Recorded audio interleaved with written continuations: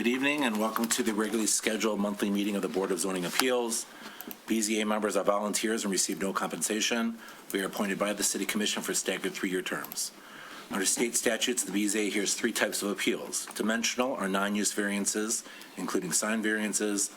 We also explore use variances and appeals of interpretations or rulings of the building official or other boards.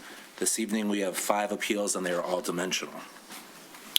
Under a dimensional or use variance, the appellant must show practical difficulty complying with the dimensional requirements of the ordinance. It requires 4 affirmative votes. We have 6 members today, so that's 4 out of 6. And as I mentioned, those are all of our appeals this evening. Our procedure is all comments are to be addressed to myself, the chair. Please wait to be recognized. City staff will make a presentation regarding the appeal and take questions from the board members. The appellant is then invited to present their case. Only one person may speak on behalf of the appeal. I do make exceptions for architects or engineers as needed. Members of the public are then invited to come forward, identify themselves, provide their comments to the board. The hearing is then closed. Motions from the board are entertained and acted upon. In all cases, this is not a popularity contest. Granting or denying a variance is based substantially on the appellant meeting their burden of proof. I just want to mention while we have everybody here versus at the end that we did have some fraudulent emails go out to people that had applied for appeals. This email did not come from a Birmingham email address. It was a fraudulent email. It was asking for additional fees for applying for a variance as well as bonds. It was fraud, and I don't believe anybody paid it, but just to be aware, those were not from the city. They are not required fees. The city is looking into these emails to figure out who the perpetrators are, but anybody else exploring looking into applying for a variance, keep in mind we will not request funds or money through email. All the fees are told to you up front, and there are no additional ones, and we would never solicit through the email. Sorry for anybody that received those emails. Can we please call the roll of the board members? Eric Nogano. Here. Jason Canvasser. Here. Kevin Hart. Here. Carl Connor. Here. Richard Logan. Here. John Miller. Here. Ron Reddy. Donald Rogers. Susan Checkett. So again, we have 6 board members out of 7. It does require 4 affirmative to have your appeal approved. I'm going to call the roll of the appellants. Do we have someone here for 655 Hawthorne? Thank you. Do we have someone here for 236 Pleasant? Thank you. Do we have someone here for 952 Brickwood? Thank you. We have someone here for 350 Shirley? Thank you. Do we have someone here for 550 South Glenhurst? Thank you.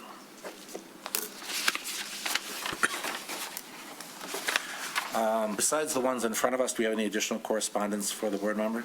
No, we got everything. And everyone's received, there's 3 in here, everyone's received copies? Yes. Thank you.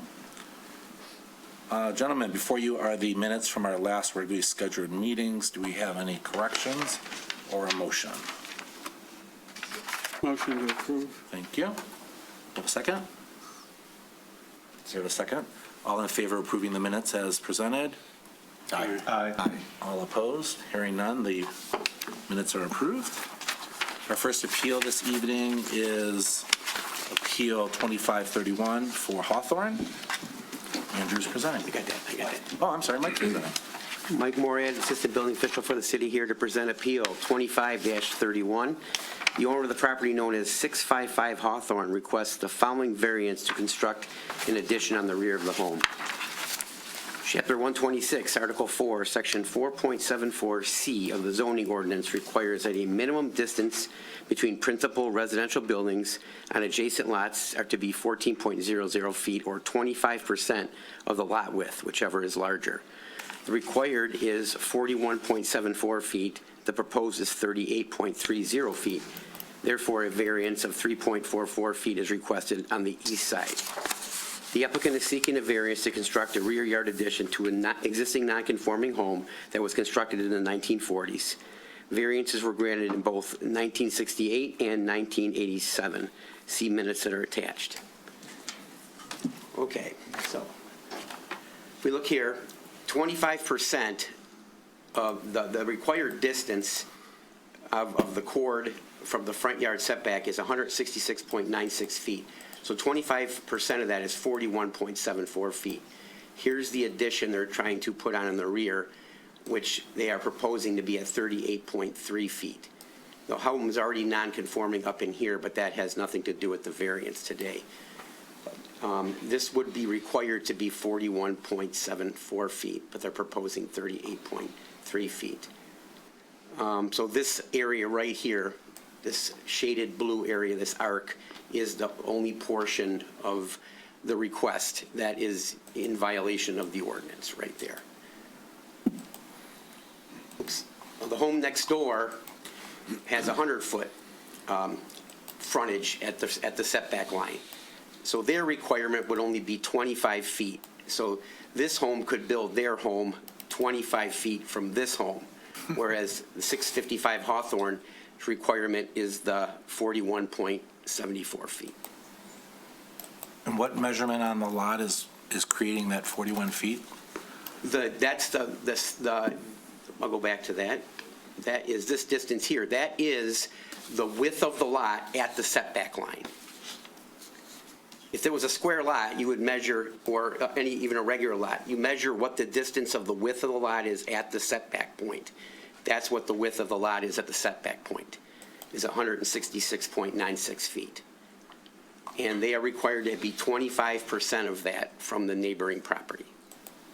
So if the front of the lot was not on a curve, but had a right angle, then likely the rear setback would be, across the lower section of the lot, and that 41 wouldn't be required?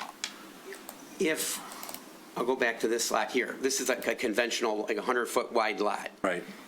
It's basically 100 feet no matter where you are on the lot, the width. Right. So that, therefore, their setback or their distance between structures is only 25 feet. If the lot were tapered, you always take the dimension at the setback line, Right. the front setback line. But you're doing a diagonal chord because of the curvature of the lot? Well, there's no other place to, you don't measure along a curve. Right. Yeah, right. So that is you'll see here, you go back to it, 1 second. You come down the distance of the front setback and down the distance of the front setback, and the line between them that connects is the chord line. Right. That is the front setback. But I guess my point to you is if the lot was a true corner that was at a 90-degree angle, you'd be able to come down the lot and similar to the adjacent lot and measure, and it likely would be significantly smaller than that. Yes, if it was just a true corner, which was a square, like a rectangular shaped lot, it would be just like the lot next door. Right. Whether it's a corner or not, it would be measured the same way, because there's only one front setback. Very good. Other question for Mike? Mr. Canvasser? Can you go to the drawing with the blue kind of? The shading, that one there? Yeah. What's the measurement at the widest point? Because of that actual blue shaded piece. At the widest point, well, they're asking for 3.44. Okay, and that would be at the widest point? Yes, that's Okay. that's the greatest point, 3.44. You're the widest width. We're not taking the length in the. Okay, you're not taking the back wall. You're going to the widest point. Maybe it's the same. It That's looks like that's the only portion of the home that is not, or that is into the required yard. Okay, so if they cut out, for the sake of discussion, that blue shape, there's no variance needed. That is correct. Okay. Start? Yes, thanks, Mr. Chairman. Mr. Morad, the southern lot line is 140.3 feet from going east to west, the very bottom of the survey. If that property were square, it would be 25% of that number, right? That's correct. Okay. Great. Thank you. Any other questions for the city? Please. I believe you had mentioned that if this variance is granted, it would not have a negative effect on the adjacent property? In terms of the setback situation? This little portion, no, it would not, from the standpoint of the distance between of the home next door. Right. Does not have the same requirement due to the fact the lot's not the same width. Okay. Thank you. Any other questions? Seeing none, who's speaking on behalf of the appeal? Please. We don't get that big storyboard over there? Oh, I mean, I'm happy to hold that up. It's not Good just- evening, everybody. Good evening. If you could just tell us your name and your address? Yes, Lauren Freund, 963 Warwick Street, Birmingham, Michigan, 48009. Very good. So tell us why you think this appeal is justified. Yeah, so we are really excited about this home. This is my grandparents' home. My mom grew up in this home, and we've celebrated countless birthdays, Christmases, holidays, you name it. And Nick and I bought the home in '22, right before my grandparents passed away. We've been eagerly preparing ourselves for this renovation. We really love the style and the look of the home. We think it fits in the neighborhood really beautifully, so it was important to us that we don't tear down the home, but instead do a renovation to add space for our growing family off the back. So we're hoping to keep the front of the house intact and, fix the brick and, get some new windows and stuff, but basically leave that alone from the exterior point of view and use the very sloped backyard to increase our living space and another bay for a garage. We are adjacent to 63 Hawthorne, and I've spoken with the Levies, who have lived there for a long time and knew my grandparents. The variance that we're looking to get is on their garage side of their house, and they went outside and looked around and decided it wasn't going to interfere with any enjoyment of their property. They have a pool and a beautiful two-story deck, and it's sort of on the other side of the house. So I don't think there's anything about what we're seeking that will impact their property at all. We did try to design this house with all of the ordinances in mind. There's a very large 30-foot setback that we decided not to seek a variance for and just work within the parameters of what was already allowed by Birmingham. We didn't realize at the time that we did these drawings that the chord was the distance used to measure on a curved lot. We thought it was the width of the lot, and so therefore we thought we were designing within the parameters. And we are very much hoping to have an extra 3 feet to build the plan as we've designed them. So, with everything you've heard, you could choose to just take 3 feet off the space and not need a variance. Is there a reason why you haven't done that, or why you aren't The 3 making that feet change? in question it impacts both a living space and a primary bedroom and a stairwell that's been designed into this house. Because we're trying to keep the original house with the original roof line, it was actually pretty challenging from an engineering perspective to build out the back without building taller than the existing house and keep the roof lines intact. And this was the best layout that we could come up with the architect to make that all happen.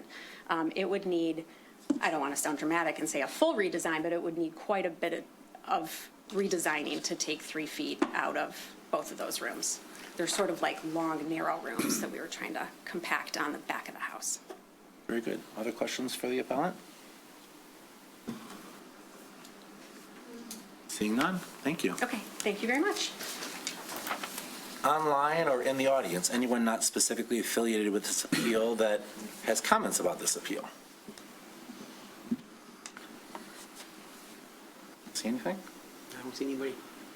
We don't see anybody requesting, I'm sorry, I should have said, if you're on Zoom and you'd like to speak on behalf of this appeal, you can use the raised hand feature. If you raise your hand, we'll recognize you, we'll unmute you, and you can present. So if you are interested in speaking on behalf of this appeal, please raise your hand with the raised hand feature. You also have somebody on the phone, so you probably need *9. And if you're on the phone, you can use the *9 feature, which will also alert us that you'd like to speak on behalf of a particular appeal, and then again, we will unmute you. So I'll give you another 5 seconds if anybody would like to alert us that they would like to speak on behalf of this appeal. If not, we will close public comment. Seeing none, we will close public comment. Board members, Somebody over here. please. Mr. Remick. Move to approve 655 Hawthorne. I believe that the unusual curved geometry of the lot is what's requiring the need for this variance. It will not have any undue or any impact at all on the one adjacent lot. And because of special conditions applicable to the property in question, provisions of the zoning ordinance, if strictly applied, would unreasonably prevent the property owner from using the property for the permitted purpose. This would result, the literal enforcement would result in an unnecessary hardship, and there is nothing that would be contrary to public health, safety, or welfare. And I believe that granting the variance would result in substantial justice to this property and the adjacent property owner. So for those reasons, again, I would move to approve and tie to the plans as submitted. We have a motion to approve. Do we have a second? I see almost the whole board. I think I saw Mr. Kona's hand first. Any discussion? Mr. Hurt. Thanks, Mr. Chairman. I will support the motion as well. If this was a square lot, using the 25% of the southernmost property line at 140.3, the setback would be 35.07. The appellant's asking for 38.03 feet, and that would give him, he would be 1.96, almost 2 feet under what was required. So I think it's a very reasonable and very appropriate approach to this variance. The new garage to the west, I really like the way that it's set back and preserving the original integrity of the house, and it sort of becomes a non-entity. I think it's done very well, and that's why I'll support the motion. Very good. Any other comments? Seeing none, can we please call the roll for approve? John Miller, Yes. Carl Kona, Yes. Eric Morganov, Yes. Jason Canvaser, Yes. Kevin Hart, Yes. Richard Lilly. Yes. Congratulations. Yep. Good luck. If you need to, we'll find something. We'll recycle them for you. Thank you, guys. Yep. Artwork for your new house. Exactly. Our next case is 26-01 for 236 Pleasant. Andrew, your turn. Yep, Andrew Erickson here to present appeal number 26-01. The owner of the property known as 236 Pleasant requests the following variance to construct an addition to the existing home. Chapter 126, Article 4, Section 4.74C of the zoning ordinance requires that a minimum distance between principal residential buildings and adjacent lots to be 14 feet or 25% of the lot width, whichever is larger. The required is 14 feet. The proposed is 11.20 feet. Therefore, a variance of 2.80 feet is being requested on the north side.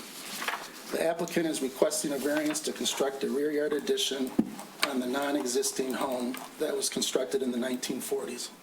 Did you say non-existing home? Oh, non-conforming, I'm sorry. Very good. Thank you. Sure.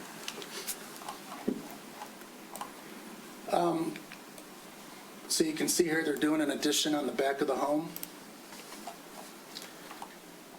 They did hold it in to get to the 5.33 feet here. Can you see that? Kind of, yeah. So they're requesting the variance of the distance in between there.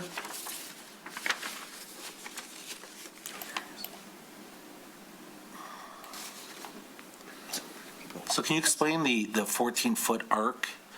That's showing what the non-conforming area is. The hatched area, that's the non-conforming. Oh, just that small, That small little area, yes. right. So it's because the adjacent home has that offset, well, the offset still applies even for the other side. Correct. How much, what's the depth off the house that hatched area is? Is it just that 5.33 feet from the addition? from the addition? From the addition. Right. Very good. Questions for City? Ms. Miller? So they're just continuing that existing wall and They're toward the holding back? it in a little bit to get to the 5.33. 3, okay. The existing is 4.8. See, Oh, so there's a slight jog. So there's a slight jog in the back, correct? Okay. At the addition. Other questions for city? Seeing none? Please, come on up. Please state your name and your address. Good evening. I'm Victoria Polachicchio, 236 Pleasant. I know that you said that you would only allow one speaker, but for all technical questions that I can't answer, I brought my builder. Okay. Who is also my father. All right, if you need him, we will bring him up here. Okay, great, thank you. First of all, thank you so much for your time, I really appreciate it, and all the help that Mike and Andrew have given us, we really appreciate it. So we are respectfully requesting a dimensional variance. As you can see, most of the part that we are trying to extend, we're just extending the kitchen. My kitchen right now, I've lived here since 2017, I've lived in Birmingham almost my entire life. Like one person can be in the kitchen. So I'd like to expand it just to have a little bit more room. And we intend to follow the line, and although a little bit inward in order to be able to comply. But the only part of the home that is non-conforming per the ordinances in Birmingham, I believe is only 8.33 square feet. And that is at the northeast corner of the home. The rest of the home would be in compliance with this proposed addition. Our home was constructed in 1938 before the current zoning requirements, so this is not a nonconformance that was self-created. It's not something I had anything to do with. As far as lot coverage proposed, it would not exceed any of those ordinances, so we're fine there. The 8.6 square feet that is the subject area, it does not affect anything, it doesn't change anything. What we realized as we were surveying this property is that all the homes were kind of slanted. You don't see it when you're looking at it directly, but every tiny slant of degree eventually gets larger as distance prevails. And interestingly enough, and I don't know if my neighbors to the north, who had actually written a letter and saying that they do not object to this, it would be a mirror image of their home. They also have a structure that is very similar to what we want to create, and it's like a little sunroom that they have. For me, I just want it to be a bigger kitchen. And I think because it follows the footprint of the home, it does not expand the width in any way, and I don't think that it would be cumbersome to them at all. As far as practical difficulty, again, there's no impact on the adjacent properties. We've had it surveyed. We don't believe that there's going to be any issues. If anything, it's taking the home out just far away, but not affecting anything from the front. As far as drainage considerations are concerned, we've never had a drainage problem, at least on my side. I'm not familiar with any. We've never had any issues in the almost 8 years that I've lived there. I do have another neighbor, and this is another reason why there's a hardship there, and there's this non-compliance part. I share a driveway with them, and I actually don't even realize whether or not they'd even be able to see the structure. I can't really, they would see like a part of the structure because there's a fence, a pretty high fence in between our properties. So it wouldn't affect the other neighbor at all. And most importantly, I have a copy here of page 62 of the Birmingham Master Plan. And it's page 62, I've highlighted it if you guys want. I'm sure you're all familiar with it because I know you're adopting it. And but we are in the spirit of the master plan where they're trying to keep these historic homes, keep like that character of Birmingham. We have a lot of new builds and it's amazing. My dad's built a lot of houses, a lot of beautiful houses in this city, but there's something about that historical element that we're tearing down a lot of these old homes because they are not practical for the modern usage today of like families. Like maybe in 1938, a one-person kitchen was great, but for an Italian with a large family, it's just not. And I don't want to move. That's really just what it comes down to. But in the spirit of the master plan, one of the things they are recommending and pushing is allowing these additions for kitchen remodels, because think about the things that add value to your homes. The things that we're building that are much bigger and brighter and shinier are larger kitchens, a ton more bathrooms, things like that. So the house is going to look exactly the same from the front. It looks like a cute little dollhouse. On the back, I just need more room to be able to cook, and safely too, honestly. At some point it gets a little dicey when the dishwasher door is open. So I think that we comply except for the 8.6 square feet. Everything else, we are in compliance. I do know that the Laddies, Dave Laddie's a city attorney, I think he's sort of retired now, who wrote you guys the letter. He does not object to it. He's the closest neighbor to what the addition would be affecting him. He is worried about drainage, but we had engineering come out and look at everything, plus there's no historic problems with water.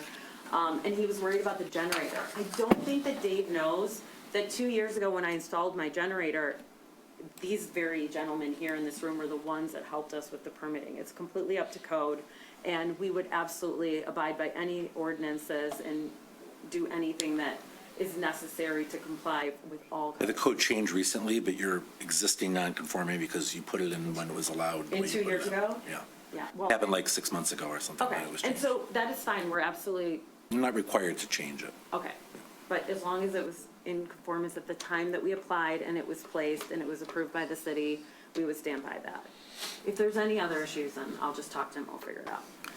Andrew, is if this variance was approved, will it impact a tear down and a rebuild of the adjacent home in terms of their side yard setbacks or distance between? No. Very good, thank you. Questions for the appellant? Thank you. Thank you so much. Yep. In the audience, anyone or on the phone or by Zoom, anyone that is not affiliated with the appeal, I see a raised hand, like to speak something. It looks like Dave Lottie has a comment. Could you unmute him?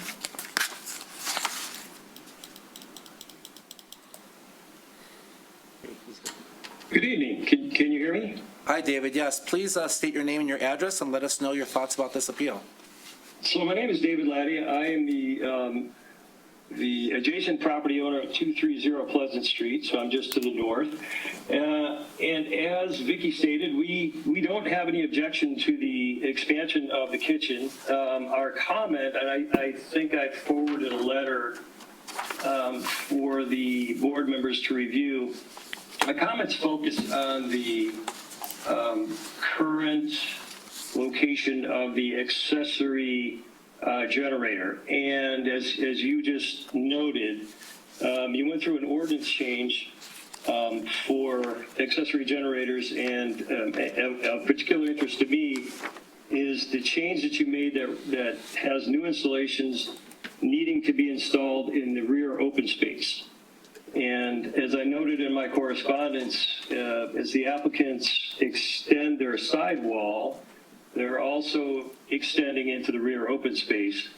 And what happens there is and I don't think that the generator is depicted on the plan that you have, but what happens is you will potentially have a very small distance between the accessory generator and the applicant's wall, and not much of a distance between the generator and our wall. And I cited discussion from your planning commission and before their recommendation to the city commission to change the ordinance, and this was from January 22nd of 2025. And in there, they're describing home generators placed on the side yard approximately 18 inches from the structure and 5 feet from a window or door opening. And the planning commission notes that in the environment of with some of Birmingham with tight side yards and buildings within several feet of each other, it's not always proving to be safe. And those comments, I think, are particularly relevant to our situation. And I recognize that when the generator was installed, it complied with the manufacturer's recommendations, and that this ordinance is relatively new, and it applies primarily to new generators. But in our particular case, when you extend that sidewall out, you've essentially walled in that generator on both sides, and there's not a lot of distance between the houses. And so we'd ask that the board consider, and I think the applicants may have mentioned in their submission that they were willing to relocate the generator, and we'd like you to take them up on that and have them place it in the rear required yard. And I assume, again, I made a comment on the drainage, but I assume that the building department will make sure that the drainage meets current requirements. And those are my only comments. And if anybody has a question for me, I'm happy to answer. So David, I mean, I guess I'll put on the record that I did hear that the appellant did offer to move it. Because it is a existing non-conforming, already approved generator, I can't tie her moving it to the decision we make on her appeal, because, I'm not in a position to create a criteria or something that contradicts the fact that it is existing non-conforming. We have had 2 or even 3 cases about generators come in front of the board in the last 6 months, all with this topic about the safety of the carbon monoxide and its proximity to a window, or even just the natural ventilation of a home.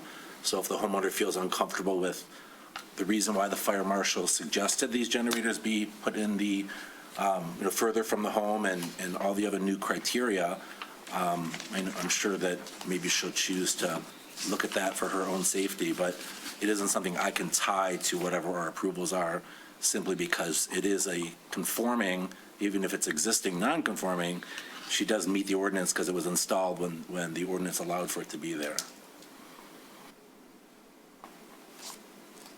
Well, I understand and appreciate any consideration that you can give us. Yeah, I mean, it sounds, I did see it, I believe it was, I think it was in writing that either from you or I think she acknowledged she'd move it if she had to. I can't have her move it because it does meet the current ordinance and that it was installed before the ordinance was changed. But maybe you can enlighten her on the reason why it was, suggested it shouldn't be there, and maybe she'll move it for her own needs. But, your comments are on the record. Understand. Thank you for your time, sir.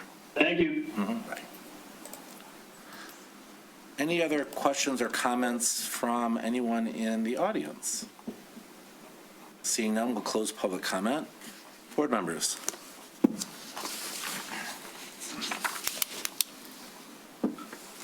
I do have a question. Please. So I didn't see where the current generator is, but from what I understand from the existing non-conforming is it can stay where it is, but if they're moving closer to it, doesn't that change? Yeah, I would say that if the structure they're adding changes her approval, would it not? If it's impacting The distance? the distance that it is from the home? If it's installed with the manufacturer specs when it was done, and it sits that way, it should still be able to sit there unless there's an issue down the road, then it's going to be forced to move. Right. But if The ordinance was written the such structure is moving closer to the generator where it is no longer part of the manufacturer's specs, then she'd be forced to move it. Right, if it didn't meet the manufacturer specs, it would be required to be moved. Very good. But I mean, that part isn't in front of us. The city will look and make sure if they need a variance for that, they would figure that out. We're only giving her potentially a variance for the 8.6. Yeah, my only comment was I didn't see on the plans where that was. Yeah, because it isn't in front of us. I think just the neighbor was suggesting he'd prefer she move it based on the new requirements. Okay, thank you. Was that a question or was that the start of a motion? I will make a motion to approve 236 Pleasant, case 2601. I believe the appellant is trying to continue the existing home's distance and not make the existing non-conforming any worse, and is actually coming in further to accommodate the, looks like a jog in the line between the property and the house. So with that, I think there is a reasonable reason to allow that to continue down the same line as the current existing structure. I don't think that would result in any necessary hardship, as the neighbors have already attested, or also that the appellant is not going to be able to continue the structure and follow the exact same lines as the existing structure. I don't think this is contrary to the spirit or purpose of the zoning ordinance, in that we're trying to maintain and update the structures in compliance with what we have and not make the non-conforming situation any worse than it is. And I don't think this will result in any injustice, as it'll be improving the property and the neighborhood around it. So for that, I wish to make a motion to approve. We may have a motion to approve. Do we have a second? Was it tied to the plans? Want to tie it to the plans as presented? Oh, yes, I'm sorry, and tie it to the plans. Thank you. A second, also tied to the plans. I'd just like to mention that probably reconsidering the position of that generator would be a good idea in terms of the new construction going on. So I just wanted to add that recommendation onto our approval, but I would move to second and approve the motion. We have a motion to approve in a second. Do we have any discussion? Seeing none, can we please call the roll for Appeal 2601 to approve? Carl Kona, Yes. John Miller, Yes. Eric Morgenroth, Yes. Jason Canvaser, Yes. Kevin Hart, Yes. Richard Lilly. Yep. Yes. Congratulations. Yep. Our third case this evening is case 2603 for 952 Brookwood. Looks like Andrew's up Yep. again. Andrew Erickson here to present appeal number 2603. The owner of the property known as 952 Brookwood requests the following variance to construct a covered patio on the rear of the house. Chapter 126, Article 4, Section 4.74C of the zoning ordinance requires that a minimum distance between principal residential buildings on adjacent lots to be 14 feet or 25% of the lot width, whichever is larger. The required is 39.37 feet. The proposed is 27.4 feet, therefore a variance of 11.97 feet is requested on the east side. The applicant is seeking a variance to construct a pergola to an existing patio. The existing non-conforming home was built in 1950. The variance was granted in 2005. The minutes are attached. So the home is already existing non-conforming. It's not the 27 feet, but it's, I guess it is 27. I think 22.2. Were you seeing that dimension? Oh, okay, 22.2. And then the existing patio is just uncovered, so they're adding the pergola over it. They're adding correct. And really, if you look at that dotted line that those two arrows meet, that's the maximum width that pergola could be without a variance. The dotted line. Yeah, the dotted Yeah, line that's at the an angle. 39.37. Right, very good. Questions for the city? Seeing none? Who's speaking on behalf of this appeal? Hi, come on up.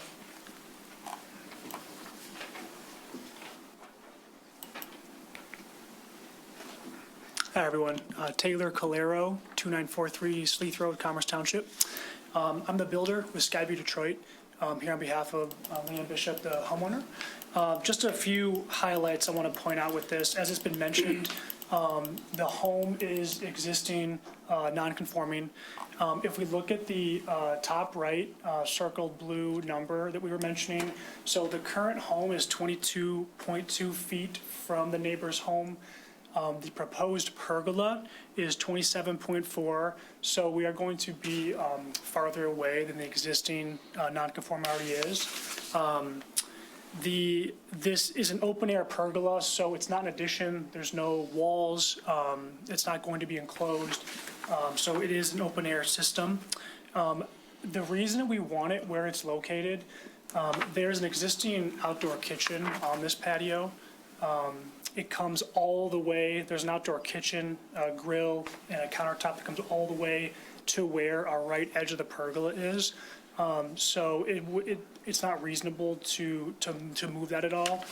The purpose would be to cover that existing outdoor kitchen that's there now. The east neighbor is in complete agreement. They're on vacation right now. We couldn't obtain a letter, but they have no objection to this variance request.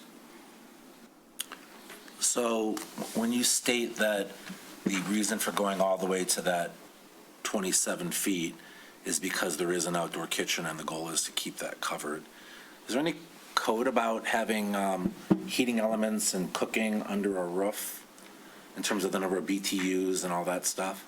It would depend on the manufacturer specs of the unit itself. If it's a pergola and it's open, there's probably a clearance to combustibles they'd have to comply with on the actual appliance itself. Right. So is that something that's been explored before this variance? Do we know? I would say no, we probably haven't been provided with that, but like on an inspection, if it appeared to be a conflict, I would question. If we make a motion and we approve it, we could say contingent on confirming that the specs for the heating element meets code based on distance to combustible or something. Basically, yeah, any variance approval would be subject to any of the building code being approved. Right. And so shifting this whole covered space where you wouldn't need a variance and then moving a gas line and moving, I haven't seen the structure if it's brick Yeah, and if stone. you scroll down, there's a rendering. The homeowners have built a space where the covering is at now, and that's all essentially permanent. So there would be no use to move the pergola over. It wouldn't cover a space they're hanging out in. Very good. Any questions for? And can I just one more comment? Please. The pergola is all extruded aluminum. I know there's a concern about the gas grill. It's non-combustible, and then we would obviously work with the building department to make sure there's no issue with that. Is there fabric that spans any of that? No. Very good. Questions for the appellant? Please, Mr. Hart. What is the finished height of the louvers to the patio surface? What's the dimension from the finish to the bottom of the louver? So the underside is roughly 10 feet from the patio. Okay, thank you. Is there anything about the particular lot or the conditions on the property that would justify, having this variance? In other words, why can't you build a covered structure or not have a covered structure based on what the lot allows for? Is there something unique about the property itself as opposed to anybody else in the city that would like to build a pergola or some kind of covered structure where they have to abide by the ordinance? So our view would be that the home's already non-conforming, and we're not making that conforming any worse than it already is. And so the idea is that the homeowners would like to be able to use the space back there. It's a very wide home on a very large lot.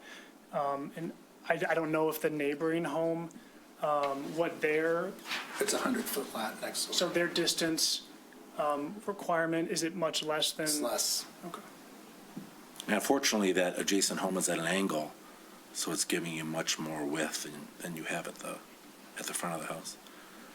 Any other questions for the appellant? Seeing none, thank you, sir. Thank you. In the audience or online, anyone not specifically affiliated with this appeal that would like to comment on this appeal? Seeing none, we'll close public comment. Board members.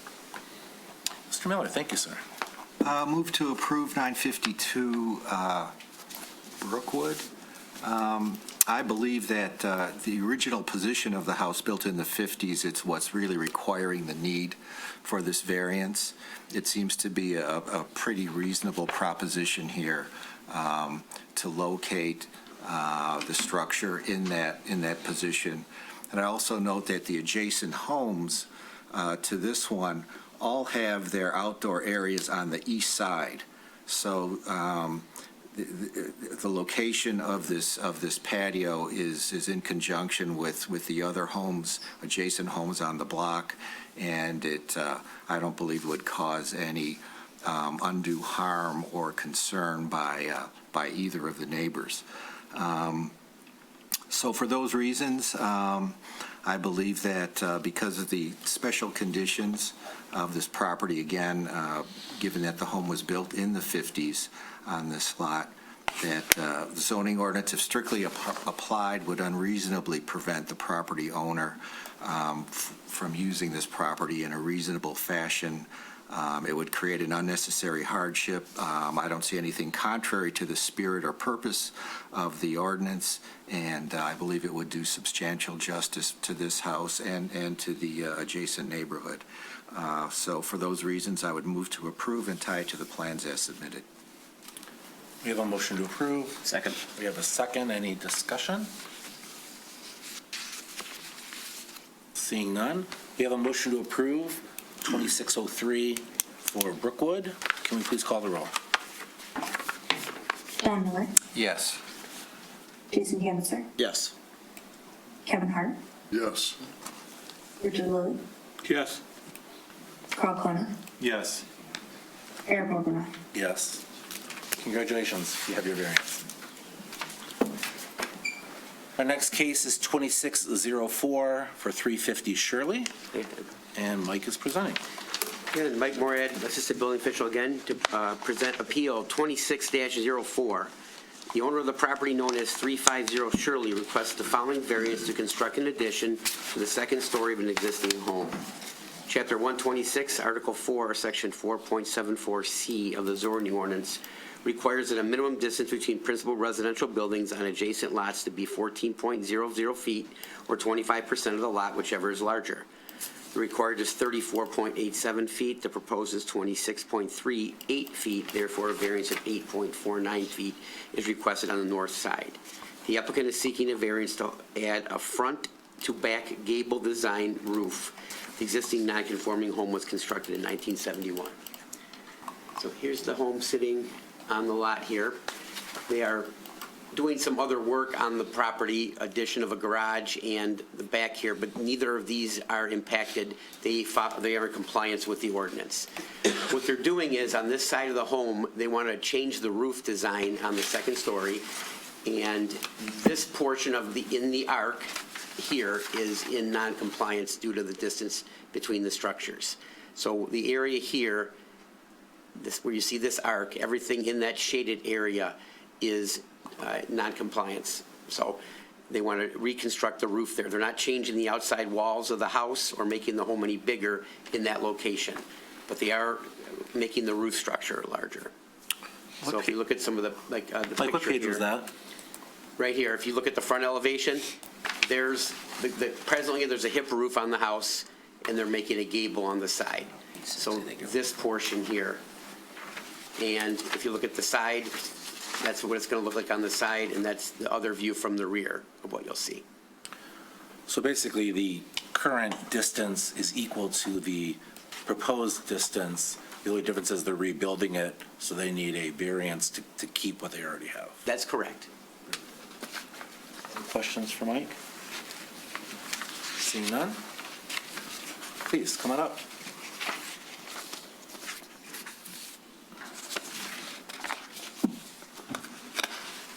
Good evening. Paul San Martino, Martini San Martino Design Group, 920 East Long Lake Road in Troy.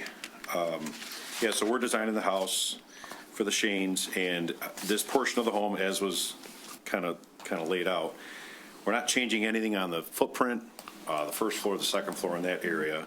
We are going from a low-pitched hip roof that was done in the 70s, and we're going to the front-to-back gable, just kind of tying in with the new type of aesthetic we're trying to achieve with the house. So, so really, it's just the roof portion in that area that we're trying to edit to try to just keep it conforming with what this current style wants to look like.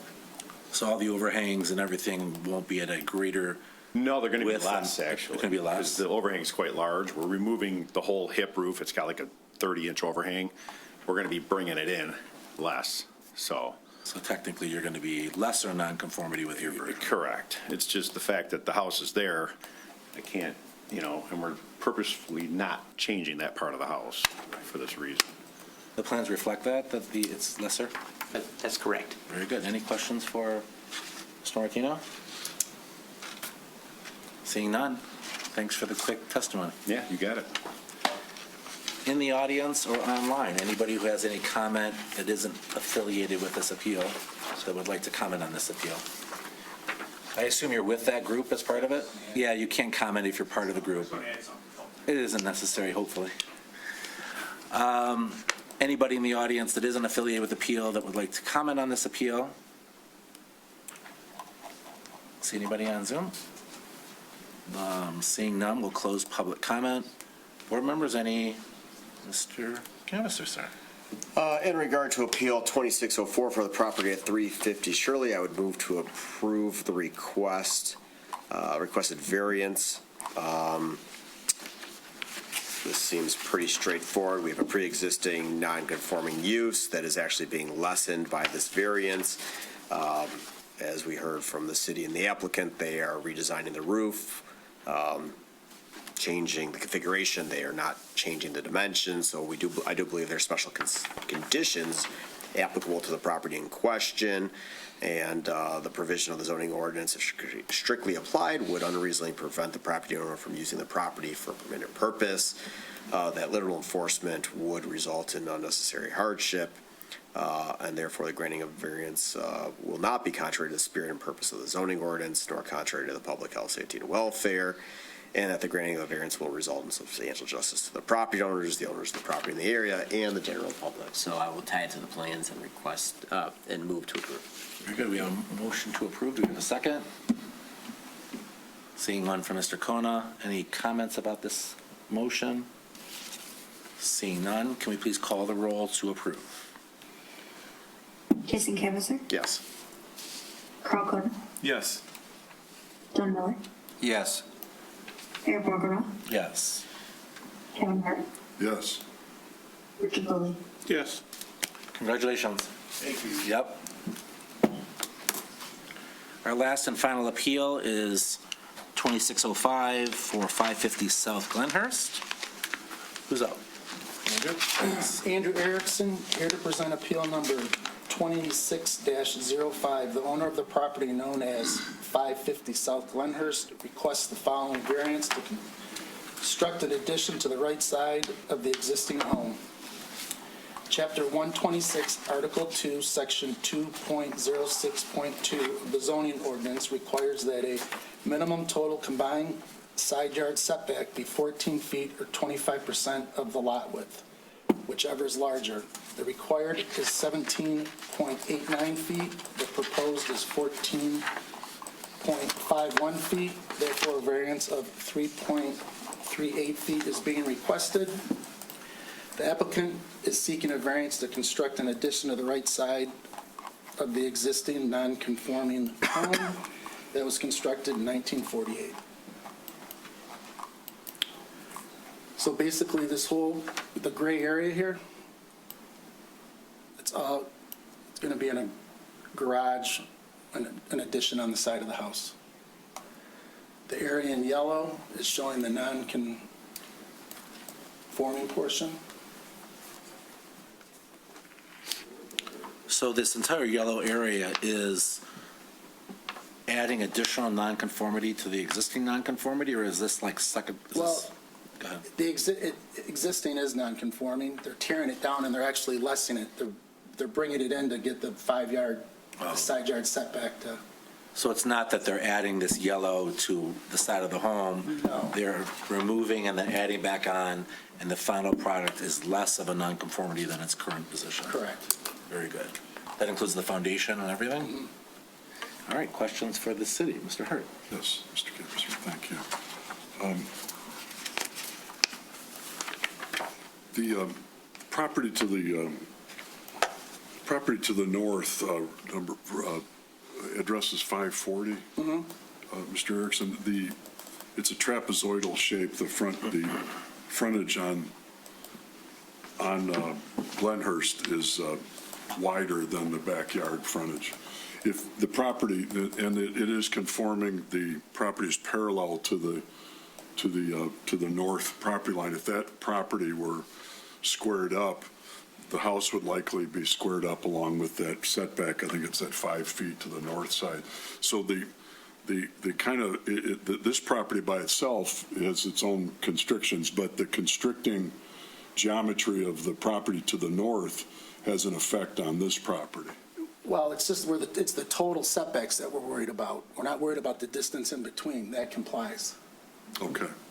So would it, but that again, if that house were tipped to go parallel with the street instead of being on this angle, it would likely be 3 or 4 feet farther away from Correct. this property. Yes. Okay, thank you. Other questions for the city? Mr. Cullen?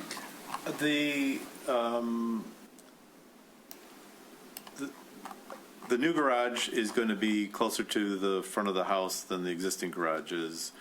I couldn't find the code for the setback from the front of the building. Is that 5 or 10 feet? 5 feet. 5 feet, okay, so they meet that. Yeah, 5 feet, okay, thank you. Any other questions? Yeah. Oh, please. So they're tearing down a garage, they're building a new garage, they're bringing it in. What is the dimensions of the current proposed, or the new proposed garage? I thought I saw it somewhere, but, Like 10 feet wide? is it just a single-car garage? Yeah. That's what I thought, okay. So they're not even proposing a two-car garage here? No. So if we don't grant them variances, that they wouldn't have a garage, is that long and short of it? Yes. Okay. Any other questions?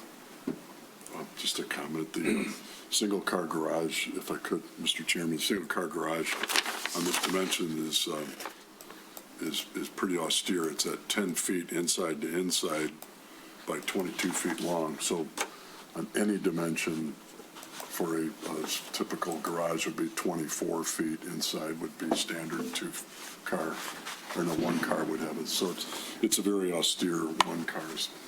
I'm thinking how I see it. It would, unless there's some I'm missing. Very good. Any other comments or questions? Seeing none, who's speaking on behalf of this appeal?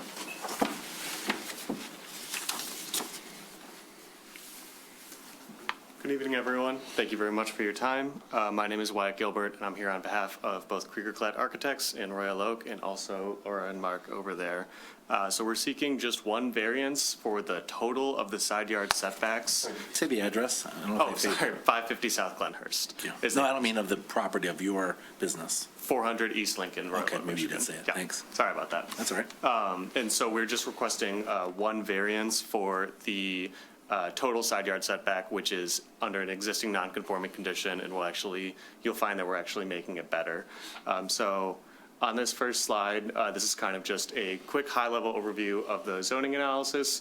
We're good on lot coverage and open space. The setbacks, the front yard setback, we're under on the south side yard setback. We're not doing any scope of work there, and so that one's staying at 9 feet. The rear yard, we are lessening a bit, but we're still well within compliance on that side.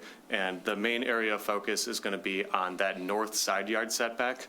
And while we got the survey back from this one, we actually came to understand that there was 3 existing non-conforming conditions as a part of this property. All of these are underlined under the setbacks, so this would be the 3 conditions are, number 1, the minimum side yard setback of 5 feet. The existing survey showed that it was 4.92 feet encroaching, so that was number 1. Number 2 was the minimum building separation between, which has to be 25% of the lot width, as previously stated, that's 17.89. And we're proposing to come under both of those by pulling the existing structure back so that we comply with both of those. The one that we weren't able to work around was what we're requesting tonight, which is the total of this 2 side yards. It's required to also be 25% of the existing lot width, which would be 17.89. We're proposing 14.51, so a 3.38 variance would be required. And just to note that the 14.51 is pulling it further back, so we are getting closer to compliant, and we're leaving everything more compliant than when we found it, essentially. If you want to go on to the next slide. Just to quickly run through some of the practical difficulties that we encountered for this one. Like I said previously, we had the 3 existing non-conforming conditions, but in addition to those, this is actually built askew on the lot line. So it's pretty minimal and wouldn't really show up in a site plan like this, but essentially, if we were to follow the existing line and climb closer towards the front yard setback, we'd be getting further away from the side yard. And if we were to follow the existing line and go towards the rear yard, we would be encroaching further. So that's why, as you'll see on the zoomed-in site plan, when we extended the existing footprint towards the front yard, we met that line, but once we extended it towards the rear yard in order to be in compliance with the side yard setback, we did step it back so that the entirety of the of the structure, and also that small appendage is a chimney. Both of those would be in compliance with all of the setbacks in the existing conditions. We can go on to the next one. This is just also a few more practical difficulties that the family is currently facing. So right now, the effective mudroom for the house is a stair landing in between the driveway and the kitchen. So you'll see on our proposed plans that we're proposing a mudroom in order to keep up with more modern standards and also to help this unsafe and hazardous situation going on at the top of their stairs. Also on the first floor is pretty limited closet space. So a large driving factor in this was to get more closet space onto the first floor in order to keep up with modern amenities and modern houses. And then finally, they found that they were outgrowing a lot of their common spaces. So part of it, you'll see that in addition to the one-car garage that we're proposing and the adjacent mudroom, we're also proposing to go out towards the backyard and include a living room. This would be larger than their current one and meet their current needs. And then they would be able to use their existing living room as a much larger dining room and in order to meet the needs of their growing family. Very good. Any questions for the appellant? Seeing none, I think you said everything you needed. You're good. Cool. Thanks. In the audience or online, anybody that has comments about this appeal that is not affiliated with this appeal? All right, we'll close public comment. Board members. Please, Mr. Hart. Mr. Chairman, yes, I'd like to make a motion to approve case number 26-05, 550 South Glenhurst. I think the appellant has done a very good job of describing the challenges of the house. I think that the plan that is presented this evening is very carefully done it's very carefully done in trying to remediate some of the encroachments that are existing on the existing non-conforming house. I think that these demonstrated that the practical difficulties of the house and the austere nature of the solution also includes a one-car garage, which I haven't seen for quite a while. I think the impact on the on the neighboring properties is minimal, and the one-car garage configuration is also a very appealing and very well presented, I think. Special conditions have also been outlined by the appellant, and again, there is no adverse effect on neighboring properties. So I think we are resulting in substantial justice for both the neighboring properties and for the homeowner. And I would tie the motion to the drawings and information presented. We have a motion to approve. Do we have a second? Seeing a second from Mr. Kona. Any discussion about this motion? I just had a comment that I believe that this is a really significant mitigation of the existing nonconformity. For that reason and others, I would support this motion. Very good. We have a motion to approve. Can we please call the roll? Kevin Hart, Yes. Carl Kona, Yes. John Miller, Yes. Eric Mormont, Yes. Jason Canvaser, Yes. Richard Lilly. Yes. Congratulations. You have your variance. Thank you. Mr. Zuki, do we have any other things for the board? We do not. And out in the audience, I see a single person who joined us. Do you have anything you'd like to discuss with our board that doesn't cover what we talked about today? I was going to weigh in on 590 Shirley, but I didn't understand the situation. Oh, I'm sorry. And so I was fine with the building a roof on top of the existing thing. I have a question about Why don't you come up to the microphone so that. Do you want to come up to the microphone and then we can hear you on the record and, Sure, I've been sick. oh, it's all right. We can breathe on Mr. Kona. Put that on the last speaker. I really didn't intend to do this, but I have a question about as-built, because I have Can you please say your name for the record? I'm sorry, Sybil Kickham, 312 Linden Road, Birmingham. Thank you. I have a survey that was done. I guess it's called a site plan and drainage plan, but then it becomes an as-built. And I really don't understand, but I have tried to communicate with the city for 2 years, even while this was under construction, believing that it encroached on the side setback. It is an accessory building in the back of the property. This has nothing to do with Shirley, right? This is, It has nothing to do with. you're just saying in Shirley, but general I you have a just- question. I yeah. have a question about as-built, because. So, Well, I bet these gentlemen could help you let me out. just interrupt, yeah, so we're a board of zoning and zoning appeals. So, You deal with this? well, I mean, I know what an as-built is, but it is in our position to talk about it. And if you have questions about drainage or what an as-built is, which is really just how was it built? As-built shows the final product. It's approved as-built. It's got a date on it. Yeah, but it's something you would talk to the city about, and if you haven't been getting any clarity through an email, I haven't been getting clarity about this at all. well, this is the head of the building official for. And he's one of my Birmingham. favorite people. I really like Jeff.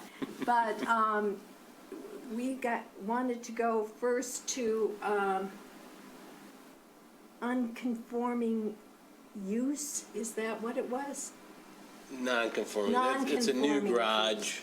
And There's a discrepancy from an existing survey on Sybil's property and The new survey? new build, as-built, which she has. it's not a new survey.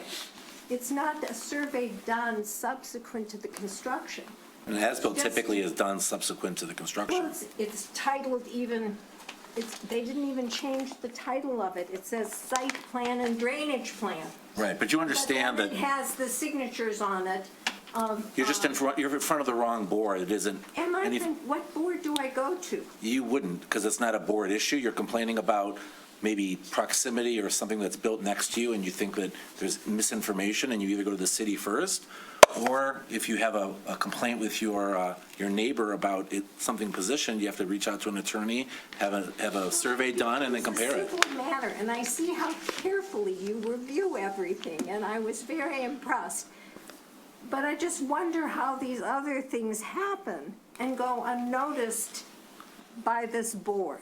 Well, the only thing that comes in front of us is when there is an ordinance or a rule in the city on how something should be done, and someone believes that they should be able to do something else because of a specific factor of their property, they can come in and request a variance, permission to build it differently. That has nothing to do with your as-built, the drainage, or your neighbor's And property. there they don't ask for permission and get a constructive as-built variance. I mean, there are times where someone comes in front of us because the property was built, it's discovered after it was built that it needs a variance because it was positioned incorrectly, and then they can come in front of us and say, we'd like a variance for what we built, and then the answer can be, we give it to you, or we don't, and you have to tear it down. But that has nothing to do with what you're asking me now. And that becomes a civil matter for me to initiate. No, if the city determines something was built incorrectly and requires a variance because it's not built within the ordinance, they would force that person to come in for a We'll talk variance. about this later, but it just troubles me because we relied for my survey on the 2 pins that they set in both corners. The only deviation in that line that would allow them to be 3 feet from the property line as required is in the first 20 feet of the garage. I hear what you're And so saying, it's just where the garage is, where there's a discrepancy. right? Even though we relied on the irons that they had set. And I just don't understand when I talked about this while the garage was being built, that I thought it was being built crooked. I mean, I hear you're talking to us and you're on the record, but you really should be talking to the city because it's nothing we can I will talk address. to the city. Good luck. And I promised myself I wouldn't talk to the city anymore. Listen, if you're right, you need clarity. If you're not right, they need to help you understand it so that you can feel comfortable that what was done was proper. I hear Thank you so much for that. And Absolutely. it was very interesting watching this, it was. And I was glad I noticed that 350 surely didn't need any help from me. Thank you very much. Thank you. Thanks for coming. for spending the time with us. Bye. Bye, Jeff. Seeing nobody else in the audience, we will have a motion to adjourn. So moved. Any? Second. All in favor? Aye. All opposed? We are adjourned.